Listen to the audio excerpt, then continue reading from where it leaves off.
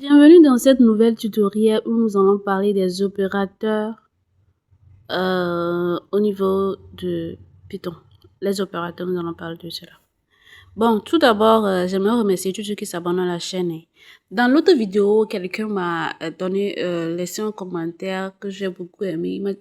Cette personne m'a demandé de faire des vidéos beaucoup plus longues que ceux de 7 minutes que je faisais. Donc, cette vidéo sera un peu plus longue. On va atteindre, je crois, 23 minutes ou quelque chose comme ça. Bon. Quand j'aurai fini tous les tutoriels, je vais rassembler tout en une vidéo de 2h30 ou 3h comme ça. Comme ça, ce sera complet sur une seule vidéo pour ceux qui adorent les vidéos, les tutoriels complets. Donc, voilà. Nous allons parler des opérateurs. Qu'est-ce que c'est? Un opérateur, c'est juste un symbole qui dit à l'ordinateur ce qu'il faut faire avec les valeurs. Vous êtes très bien au courant de... Vous allez voir que c'est rien du tout, c'est quelque chose de très facile. Donc, allons-y. On a différents types d'opérateurs. Nous avons les opérateurs arithmétiques qui nous servent à voir comme voir plus, moins, multiplication, division, modulo et autres. On a aussi les opérateurs de comparaison, de logique, d'assignation, d'identité, d'apparence virtueuse. Nous allons plus nous attarder sur les opérateurs que nous utilisons, qu'on utilise presque tout le temps. Et bon, c'est le plus important pour le moment. Dans cette vidéo, nous allons voir les opérateurs arithmétiques de comparaison et autres.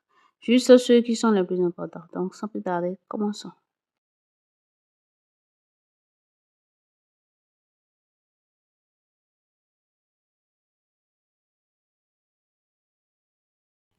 Avant de poursuivre, permettez-moi de me présenter. Mon nom c'est Chacha, je suis développeur d'applications et sur cette chaîne, on parle de tout ce qui est programmation et voilà.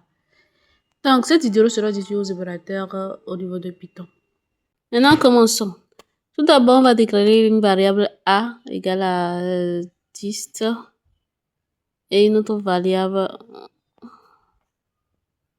Non, a égale à 10. Bon, attendons d'abord. Je vais essayer de mettre les commentaires pour que vous puissiez savoir où on en est. Bon, vous mettez les commentaires, vous mettez dièse et vous mettez ce que vous pouvez mettre, les opérateurs. Bon, maintenant, on va lui donner la valeur 10. On va déclarer B également.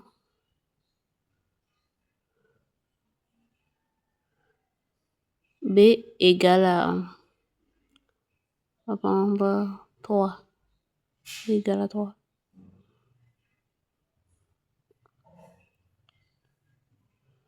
Maintenant, qu'est-ce qu'on va faire avec A et B?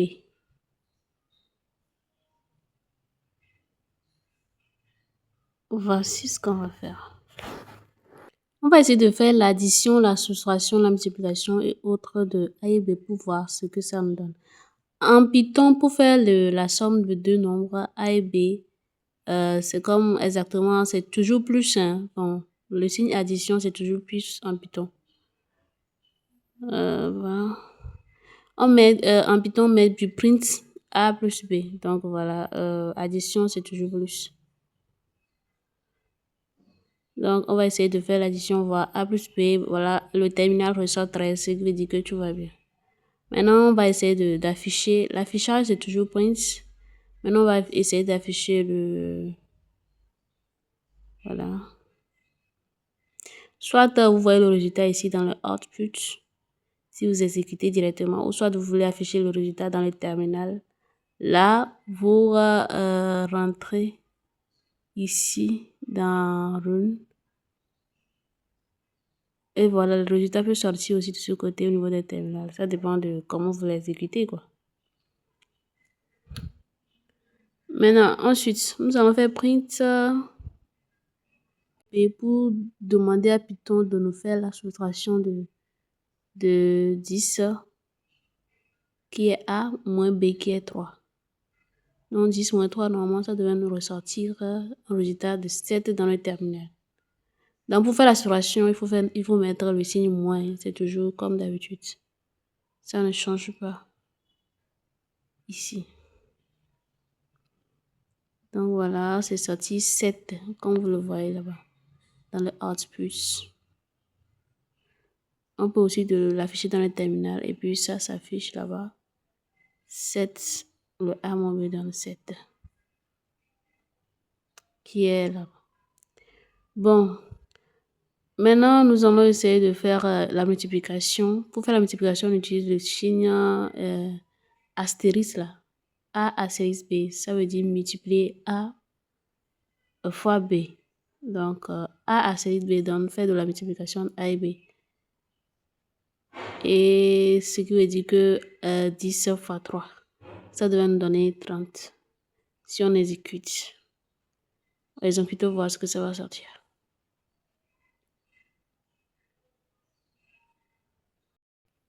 Maintenant, on exécute, ça sort 30, ce qui veut dire que voilà, la multiplication s'est bien passée. Ça donne 30 dans le terminal, comme vous pouvez le voir. Maintenant, nous irons faire la division normale. Il y a différents types de division, mais bon. Ça, c'est la division normale de A sur B. A divisé par B. La division, on note ça un seul slash. La division normale, c'est un seul slash. Ça va donner 10 sur 3, qui va nous donner normalement, je crois, 3, quelque chose. On va exécuter, voir ce que ça va sortir.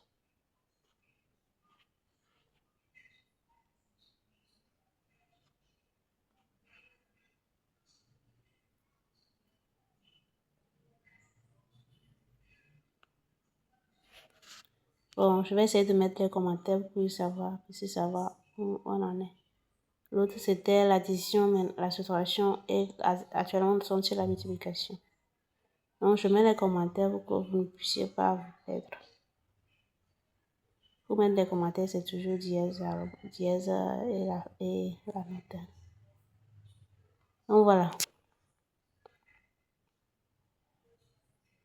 Maintenant, la division, comme je le disais, on fait A slash B, ça donne division normale. Il y a différentes divisions. Il y a modulo et autres, mais ça, c'est une division normale qui va nous donner normalement des nombres à virgule. Parce qu'on avait 10 sur 3, ça devait donner 3, quelque chose, donc c'est un nombre à virgule. On doit s'attendre à ça. En temps normal, exécutons, voir. Oui, voilà, ça donne 3,33. Tout va bien. C'est ça qui est sorti ici dans le terminal, parce que je l'ai exécuté dans le terminal. Donc voilà.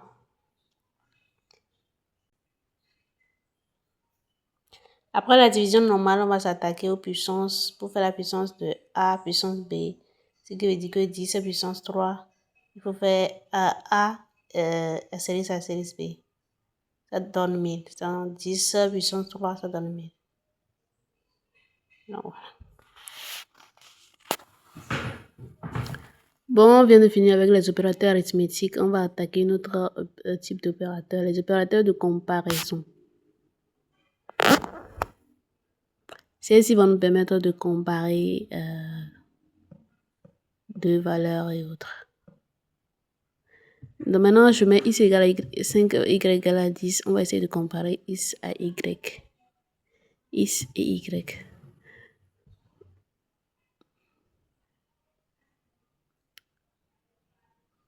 X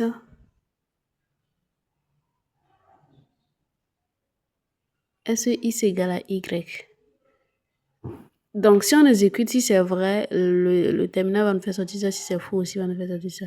Est-ce que 5 égale à 10? Ce qui est faux. Donc, normalement, on doit s'attendre à false venant de notre terminal. On va exécuter, voir. Pour le faire, on va mettre print x.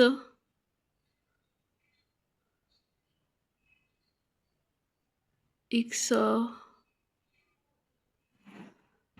Ce point d'exclamation égalité là, ça indique à Python de faire la différence entre x et y. Est-ce que x est différent de y? C'est vrai, dans cette sorte, ce qui est tout à fait normal dans le terminal. Donc, continuons. Maintenant, continuons avec l'opérateur pour indiquer si x est supérieur à y. Pour le faire, on mettra le signe de supériorité là que vous voyez en rouge entre X et Y. Donc, X, c'est force bien. Donc voilà, le terminal nous avait sorti force, ce qui est tout à fait normal. X n'est pas supérieur à Y. X égale à 5, Y égale à 10. X est plutôt inférieur à Y. Donc ça devait sortir force, ce qui est toujours dans le terminal. Quand on exécute, ça donne force. Ce qui est voilà, que vous voyez là-bas. Donc, on continue avec le signe d'infériorité.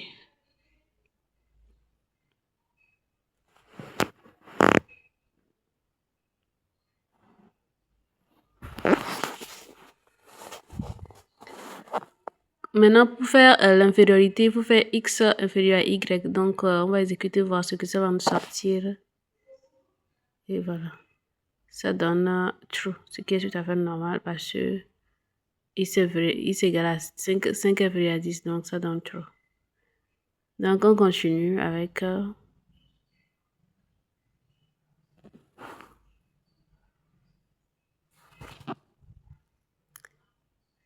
supérieur ou égal pour savoir si X est supérieur ou égal à Y. Pour faire supérieur, voici comment on le fait. Je vais mettre le commentaire pour que vous puissiez savoir toujours là où on en est. Donc voilà.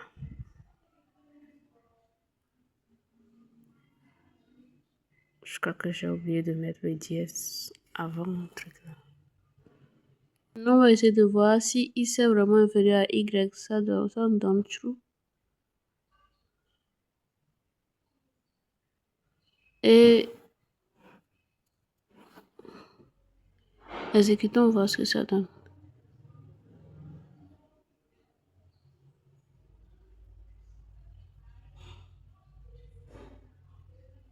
Bon, on exécute, ça donne false pour la supériorité ou égale et true pour l'infériorité ou égale, ce qui est tout à fait normal, comme vous le voyez dans le terminal. La sixième opération qui est inférieure ou égale donne true. L'autre donne false, donc ce qui est tout à fait normal.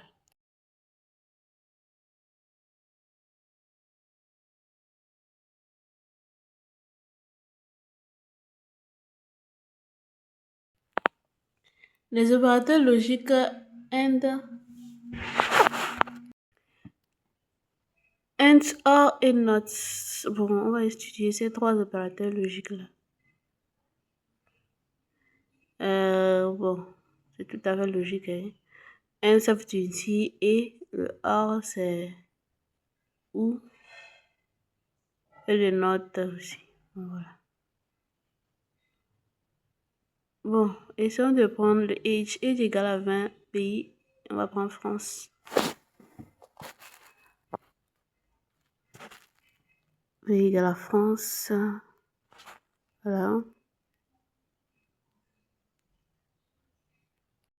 Bon, on va essayer d'afficher, de faire l'affichage en utilisant l'opérateur logique AND. Donc, on y va. Print age.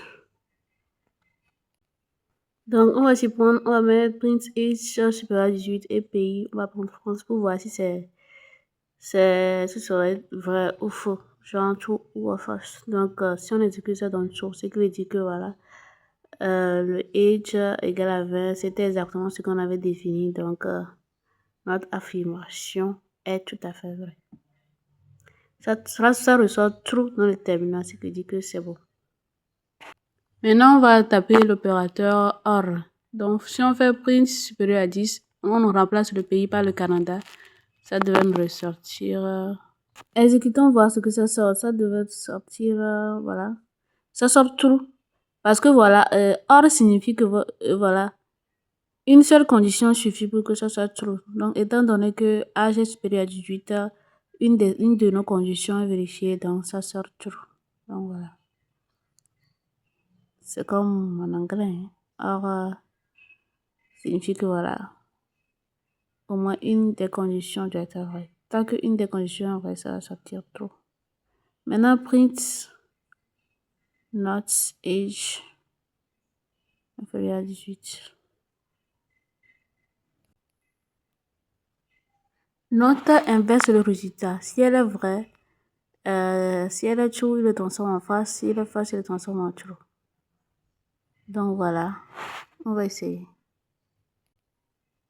Le age